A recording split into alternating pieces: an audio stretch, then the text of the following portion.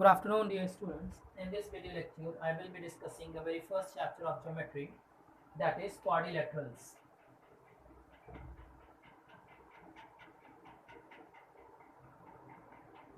Now, what is a quadrilateral? Before understanding this, let us understand what is a plane figure, and under that, how many types of plane figures are there, based upon sides, how they are named, and all those things. So, a plane figure, a closed plane figure, a closed plane figure which comprises of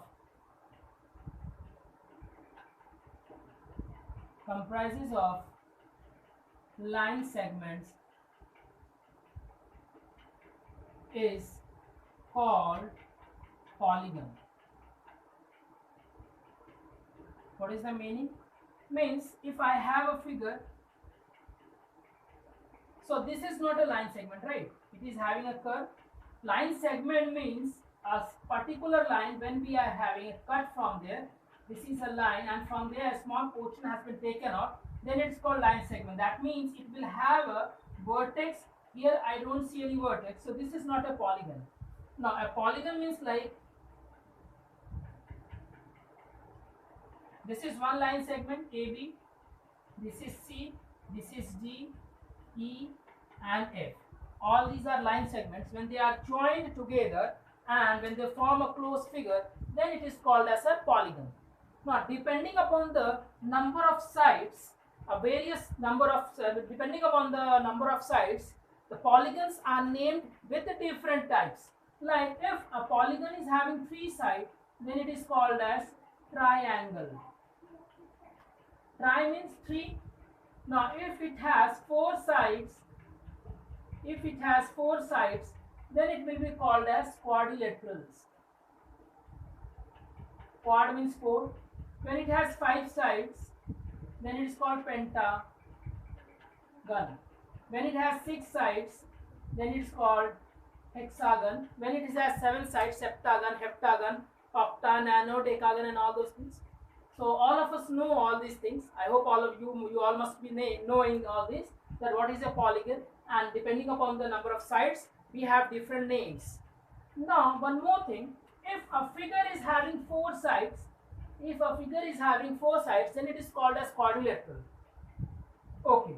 Now what about the figure? If I have a closed figure, definitely they will be having certain angles, measurement of angles, some of the interior angles, exterior angles, and I hope all of you know what is that. When 2 rays are joined at one fixed point, then we get one angle.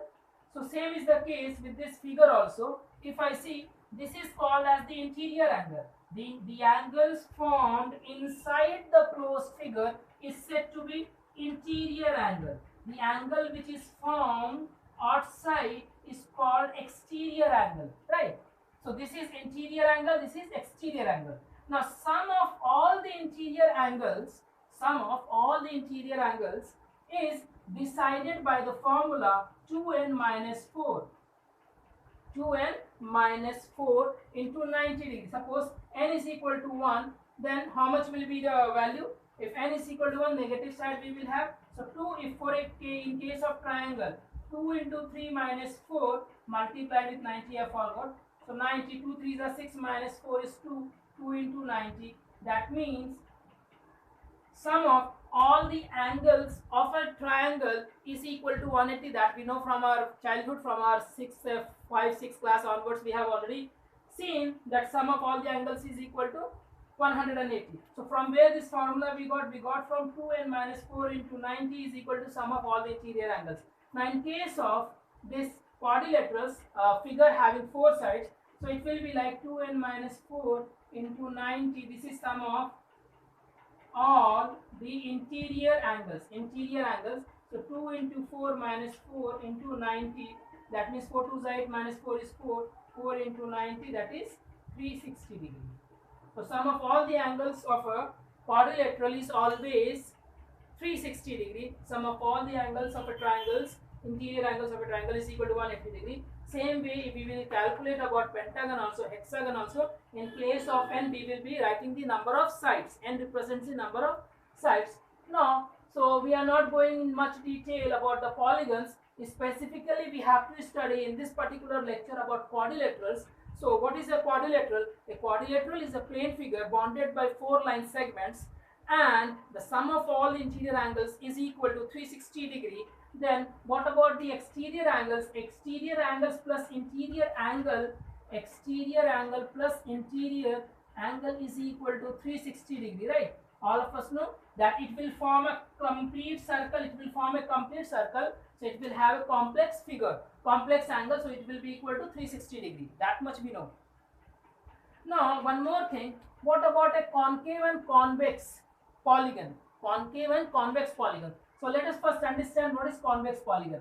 A polygon of whatever side may be, whichever number of side may be, if the interior angles, if each and every interior angle is less than 180 degree, if each and every interior angle is less than 180 degree, then it is called as convex polygon. If any one of the sides, if any one of the angles of a polygon is greater than 180 degree, is greater than 180 degree, like in this case, this is greater than 180 degree, so this will be called as concave polygon.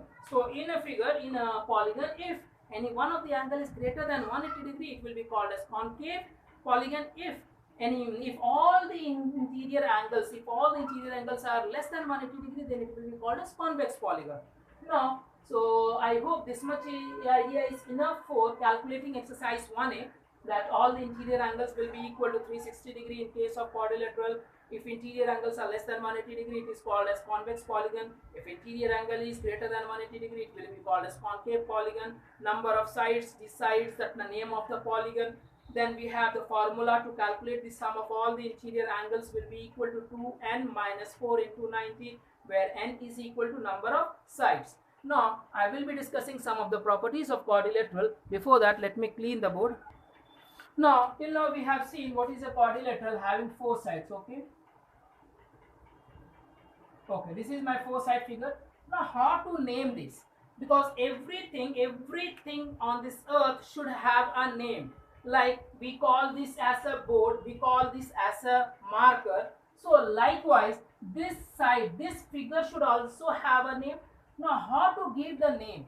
The process says that whenever you have to name the figure in such a way that your hand should move in a clockwise direction, or your hand should move in anti-clockwise direction. That means A, B, C, D.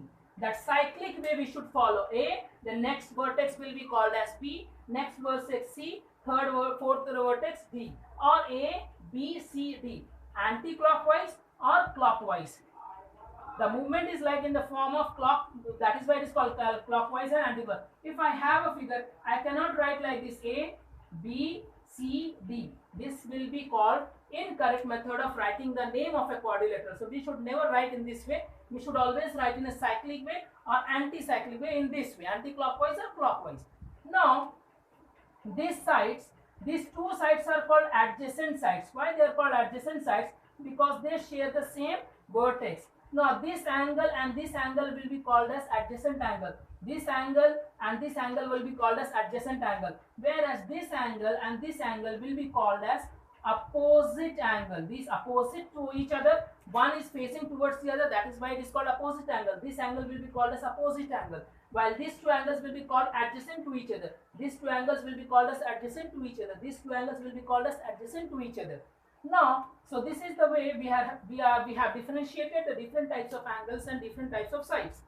Now, right now I have told you that sum of all the angles of quadrilateral is equal to 360 by this formula. If this does not satisfies you, one thing you can do, if you join this, right? If you join this, then this is what? This is a triangle, and we know that sum of all the angles of a triangle is 180 degree. This side also we are having one triangle, so obviously this will also be equal to 180 degree. When we add both the triangles, then definitely we will get a quadrilateral whose sum of angles will be equal to 360 degree. This is what is given in the property number 1.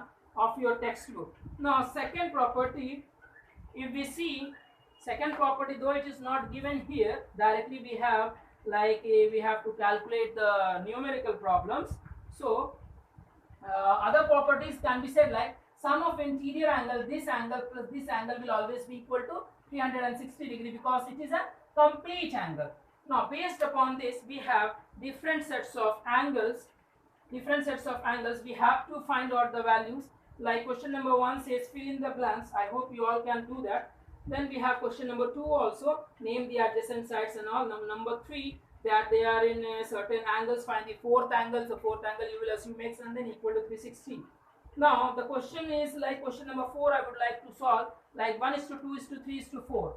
Question number 4 says the ratios are 1:2:3:4. These are the 4 angles that is given and they are asking to calculate the angle. So I will assume let the common angle, common multiple factor be x. So angles will be equal to x, 2x, 3x and 4x. Now according to question, what we will have, sum of all the 4 angles should be equal to 360. So x plus 2x plus 3x plus 4x will be equal to 360 degree, right? Now if you add this 4 plus 3, 7 plus 2, 9 plus 1, 10. So 10x is equal to 360 degree. So x will be equal to 36 degree. Likewise 2x will be equal to 2 into 36. That means 72 degree. 3x will be equal to 3 into 36. That means 108 degree. Then we have 4x. 4x will be equal to 4 into 36 means 144 degree. Right. In this way, you can solve question number 4 because it is given that the ratios of the angles are given. Then question number 4, second is also in the same way. They are asking that the angles of a quadrilateral are in a ratio 2, 5, 7, 10. Find the fourth angles. So obviously, first you will find x values like in this way. You will calculate the value of x and then fourth angle will be 10x. So 10x means 10 into 4. Whatever measurement you will calculate. Now question number 5 is also same, my dear students, there won't be any problem. Question number 7, again it is same, x plus 2x plus 3x you have to do and then equal to sum of all the angles will be equal to 360 degree. Once you do that, you will get the value of x and then you will solve. I don't think so there is much more to be taught in this exercise. You all will be able to solve all the sums very easily, especially exercise 1a. In exercise B, we have some proving parts. So for that, I will be taking the next lecture. In the next lecture, I will be discussing those things. Thank you.